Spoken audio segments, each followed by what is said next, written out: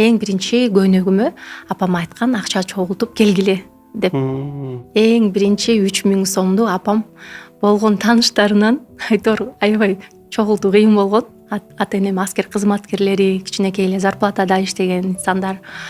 Айтор билем апам мындай блокнотунда моундай жык-жыйма сомдор чогулганда 5 сом, 10 сом, 20 сомдуктар менен ойлоп көрсөм, эне баланын кыялы үчүн көп нерсеге даяр экен. Анан көбүнчө ошо салым апаман деп ойлойм.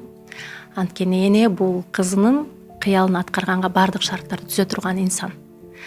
Анан ошол жерден келишим түзүлүп, Айчүрөк эже айтты, мына көрдүңөрбү, көнөктү эле тиктиришке канча акча кетет.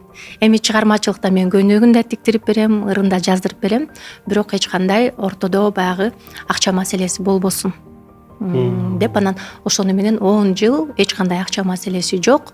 Бир гана көнөгүм, ырларым үчүн мен гастролдорго, чыгармачылыгымда мындай эч кандай гонорар дагы албай, акысыз иштедим десем болот. Керек болсо жеке концерттеримден дагы акча алган эмесмин эч качан.